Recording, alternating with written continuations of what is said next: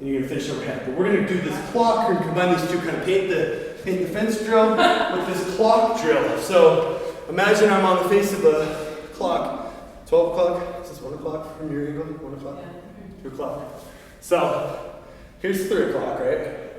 So we're gonna go 2, 1, noon, okay? Make sure you can hit all those levels. So make sure I watch you at 10 o'clock first, and we got to 10 o'clock, and this weird stuff didn't happen.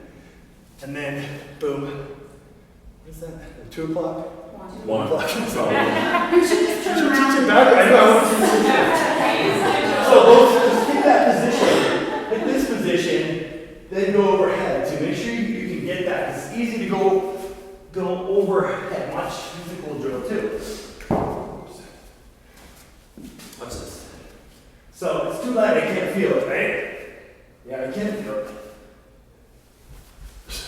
That's an 8. And then for 4.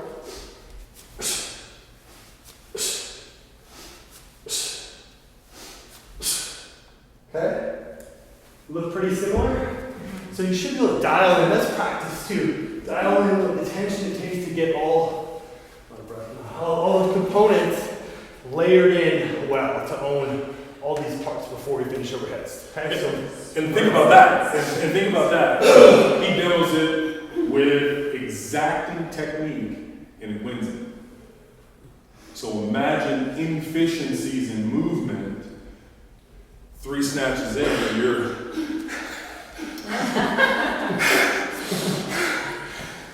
right? Yeah. So think about that. I mean, think about that. Efficiency is what keeps us going longer. So now the more inefficient I am, now my body's working much harder.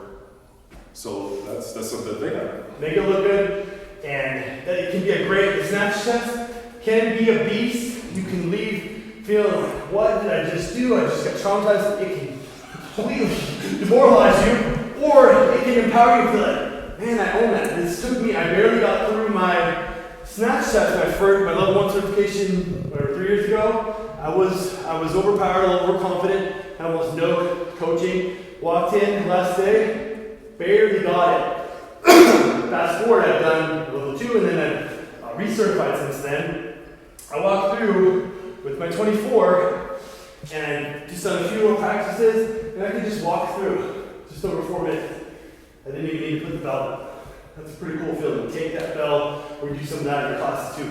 To be able to swing or to snatch real aggressively for a couple reps, maybe even in the same training session. We'll talk about this a little bit at the end for the programming piece too, but to be able to snatch, I wouldn't go ahead, something you can barely get for 1 or 2 reps. That's kind of bonehead behavior. Oh, I think I can snatch the 48. I did this by the way the other day, just define my own advice too, so admit my things too. But to be able to snatch a fairly heavy weight, of course, and be able to snatch a lighter weight, something under our TSC belt. So ladies, you can snatching an 8, Heather's snatching an 8. She can own that thing for 5 minutes now. That's a pretty cool thing. That's a pretty powerful thing to be able to layer that up and be able to go, unbroken. I think should be a goal for everybody. That's the coolest place. Unbroken means you didn't rest. Your rest becomes that top position over there, overhead. That's a pretty cool feeling. Again, I didn't always have that. It's just taken a lot of work. And guess what? What does this do? This is a snatcher. Get it? It's the top of all this stuff, or parts. That top position is a great position to be spending a lot of time in too when we do that. So we'll talk about that. I want to just see, again, swing to high pull progression. Think about kind of painting that fence.